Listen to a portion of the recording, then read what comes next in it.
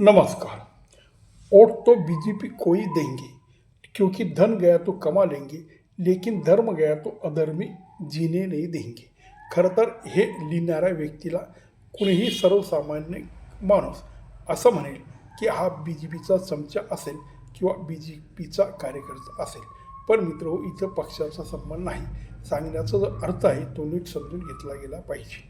जर B J P सत्तेवर नसेल तर काय होऊ शकतं असं त्यांना म्हणायचं आहे.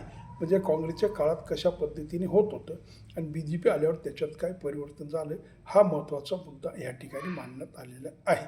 कारण बी जे पी सत्तेवर असूनसुद्धा आज बांगलादेशमध्ये जी हिंदूंची स्थिती आहे, म्हणजे हिंदू धर्मियांची ला कशा पद्धतीने वागणूक देण्यात येते, हे जर बघितलं तर मग बी जे पी सत्तेवर राहणं किती गरजेचं आहे असं या व्यक्तीला म्हणायचं आहे. पण बरेचसे सेक्युलर किंवा बरेचसे वामपंथी काँग्रेसवाले यांना बी जे पी सत्तेवर येणं हे फार मोठं दुःख आहे. पण ते त्यांच्या नजरेत नसेल, त्यांच्या फायद्या तोट्याचं असेल. पण सामान्य माणसाला बी जे पी का जवळचं वाटतो हे त्यांनी समजून घेतलं गेलं पाहिजे.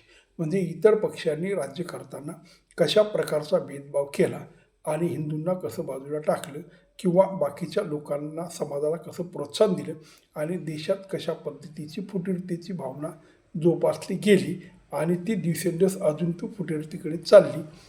अशा पद्धतीचं जेव्हा वातावरण तयार झालं, त्या वातावरणाला छेद देत बी जे पी सत्तेवर आली. मग बी जे पी सत्तेवर कशी आली तर लोकांच्या मनात चाललेलं जे वादळ होतं, लोकांच्या मनात ज्या शंका कुशंका होत्या आणि लोकांना आज जे काही चाललं आहे देशात ते दिसत होतं, याच्यात परिवर्तन करण्यासाठी आणि धर्माचं रक्षण करण्यासाठी खरं तर बी जे पीला लोकांनी निवडून दिलं.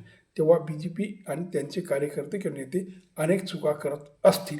मग त्याच्यात ई डी असेल, त्याच्यात निवडणूक आयोग असेल, असे बरेचसे आरोप वेगवेगळ्या संस्थेचे आरोप त्यांच्यावर होतात.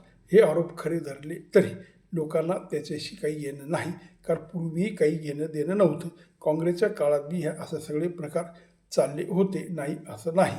तेव्हा मग जर काँग्रेस आपलं धर्माचं रक्षण करू शकत नसेल आणि बी जे पीचं रक्षण करत असेल तर बी जे पीचे 99 अपराध माफ करायला हा देश तयार आहे, पण बी जे पीला सोडायला तयार नाही. हे याचा खरा अर्थ असा आहे. नमस्कार.